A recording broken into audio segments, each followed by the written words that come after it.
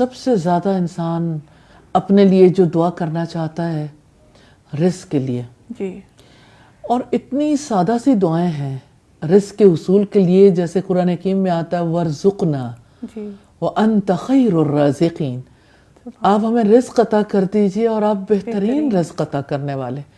تو یہ وَارْزُقْنَا جو ہے نا بذات خود یہ بہت بڑی دعا ہے۔ جی، اسی طرح سے اب دیکھیے کہ اولاد کے لیے لوگ بہت زیادہ پریشان رہتے ہیں، اولاد کی اصلاح کے لیے، ماں باپ کے نافرمان ہو گئے، بات سننے کے لیے تیار نہیں، ماں باپ کی عزت نہیں کرتے، ماں باپ کے ساتھ برا سلوک کرتے ہیں اور سیدھے راستے پر نہیں ہیں، تو کیا کریں؟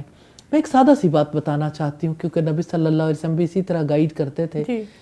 آپ سجدے میں اپنے بچے کا نام لے کر یہ دعا کر سکتے ہیں، اللہم اہدی، آگے نام لے لیں، احمد یا بلال یا محمد یا کوئی بھی نام، بچی کا ہے، بچے کا ہے۔ سجدے میں جو دعا کی جاتی ہے قبول ہوتی ہے۔ اللہم اہدی کا مطلب ہے اے اللہ ہدایت دے دے۔ اور اسی طرح سے اپنے بچوں کے لیے علم کی دعا کرنی چاہیے، اصلاح کی، جیسے بہت ہی خوبصورت دعا ہے اور اس کا چھوٹا سا حصہ ہے، وَأَصْلِحْ لِي فِي ذُرِّيَّتِي إِنِّي تُبْتُ إِلَيْكَ وَإِنِّي مِنَ الْمُسْلِمِينَ، میری اولاد کی اصلاح کر دیجئے۔ وَأَصْلِحْ لِي فِي ذُرِّيَّتِي، میری اولاد کی اصلاح کر دیجئے۔ اور اولاد کی اصلاح کے حوالے سے یہ پتہ چلتا ہے کہ بندہ خواہ کتنی بھی کوشش کر لے، اصلاح تو اللہ تعالیٰ نہیں کرنی۔ جی بالکل۔ اور دوسری بات یہ کہ جو غلطیاں اس سلسلے میں ہوئیں اولاد کے سلسلے میں، اللہ تعالیٰ ان سے درگزر فرمائے۔ اور اولاد کے سلسلے میں انسان سے غلطیاں ہوتی ہیں، انسان کو پتہ نہیں ہوتا، بعض اوقات انسان غلطی نہیں کرنا چاہتا، لیکن پھر بھی اللہ تعالیٰ کو ایک چیز ناپسند ہوتی ہے، انی تبت الیک، میں آپ کی طرف توبہ کرتی ہوں۔ تو اللہ تعالیٰ سے توبہ کرنی بہت ضروری ہے، کیونکہ انسان بعض اوقات اپنی اولاد کی محبت میں اتنا مبتلا ہوتا ہے کہ اپنے رب ہی کو بھول جاتا ہے۔ کتنی نمازوں پر اولاد کی وجہ سے اثرات آتے ہیں، اولاد کی خوشیوں کے لیے انسان کبھی کبھی حلال سے حرام باؤنڈری بھی ٹچ کر جاتا ہے۔ اولاد کے وقت اور اولاد کی صلاحیتوں کے مطابق جس طرح سے اولاد کو اپنے رب کا بنانا ہے، اس کی بجائے دنیا کا بنا بیٹھتے ہیں۔ تو اللہ تعالیٰ سے توبہ کرنی بہت ضروری ہے، اور یہ ریئلائز کروانا کہ میں مسلمانوں میں سے ہوں، کہ میں فرما برداروں میں سے، میری اولاد کی آپ اصلاح کر دیجئے۔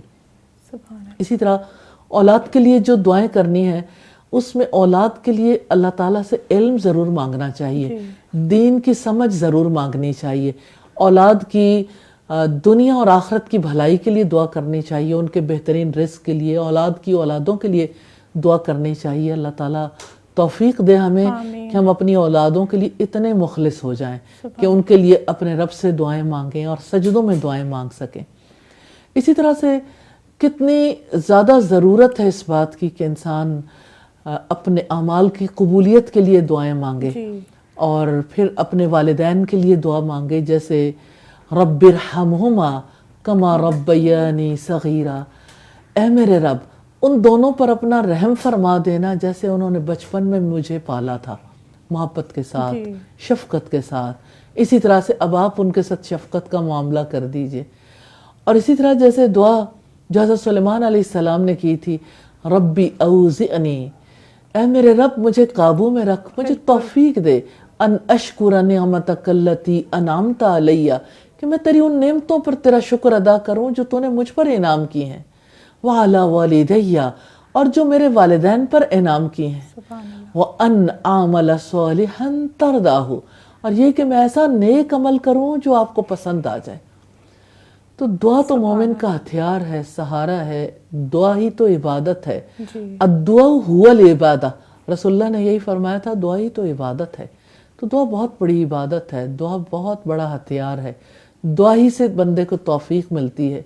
اللہ تعالی ہمیں دعاؤں بھری زندگی نصیب کر دے۔